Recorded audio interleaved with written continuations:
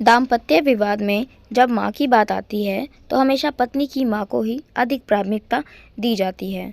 पति के माँ की बात तो कोई सुनता ही नहीं। आखिर क्यों? पति के माँ को टीवी सीरियल्स व वेब सीरीज की सासों की तरह खलनायिका के रूप में देखा जाने लगता है। आखिर ऐसा क्यों?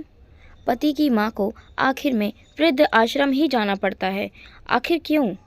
हम में से कितने लोगों ने देखा सुना है कि विवाह से पहले बहनों ने कभी अपने माता पिता से संपत्ति का हक मांगा हो। हम में से कितने लोगों ने कभी देखा सुना है कि कुंवारे भाइयों में कभी संपत्ति विवाद हो रहा हो। विवाह उपरांत भाइयों में संपत्ति का बंटवारा होने लगता है। आखिर क्यों? पहले चूल्हे बंटने शुरू होते हैं और फिर शुरू होता है संपत्ति का बंटवारा। आखिर क्यों? जिस घर के 6 सदस्यों की जुबान पर एक चूल्हे का स्वाद रहता था, उसी घर में सिर्फ 2 सदस्यों के और आ जाने भर से वहाँ ऐसी कौन सी मनुष्यत आ जाती है कि चूल्हे बंटने लग जाते हैं। जिस घर में पहले एक सदस्य कुछ खाने के लिए लाता था तो सब एक साथ मिल बांट कर खाते थे, उसी घर में अब लोग खाने की चीज़ें छुपा के ले जाने लगते हैं। आखिर क्यों?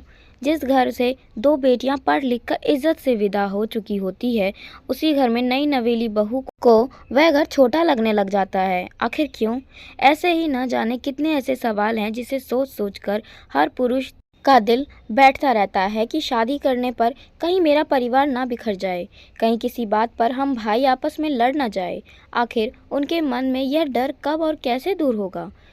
वह भाई जो बचपन में किसी गैर के हाथ अपने भाई पर उठाना बर्दाश्त नहीं कर पाता, वही भाई अपने ही भाई की जान का दुश्मन कैसे वह क्यों बन जाता है?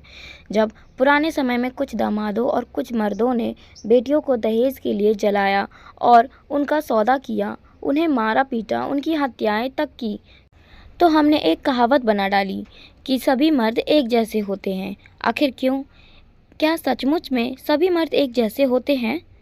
ऐसा कहने वाली महिलाएं इस बात को क्यों भूल गई कि उनके पिता व भाई भी एक पुरुष ही होते हैं। आज उतनी बेटियां दहेज के लिए नहीं जलाई जा रही हैं जितने बेटे घरेलू कहर के कारण मानसिक रूप से विक्षिप्त हो रहे हैं, आत्महत्या कर रहे हैं। आखिर क्यों?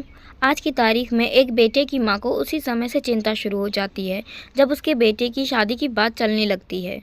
आज तक कुंवारे बेटे बेटियों ने अपने माँ को वृद्धाश्रम नहीं भेजा होगा। आखिर क्यों? सोचें और हमें सोचना ही पड़ेगा कि आखिर ऐसा क्यों? यदि बात स्त्री के सम्मान की है तो यह वही पुरुष वर्ग है जिसने स्त्री को देवी तुल्य कहकर मान और सम्मान दिया है, उसकी आन के लिए अपनी जान तक दी है। हर स्त्री को समझना होगा कि मर्द को भी दर्द होता है और उनका यह दर्द उनके आंसुओं के जरिए नहीं बल्कि हृदयाघात के रूप में ही बाहर आता है। स्त्री को बस एक बात समझनी है कि माँ के आंचल से जिस दुलार से यह शख्स पला है, उसे पत्नी के पल्लू की छाँव में भी उतना ही प्यार और परवाह मिले।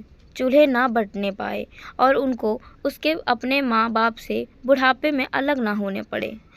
बस पुरुषों की यही सिर्फ एक छोटी सी तभी ख्वाहिश को पूरी करने से घर घर नहीं बल्कि स्वर्ग जैसा अनुभव करेगा।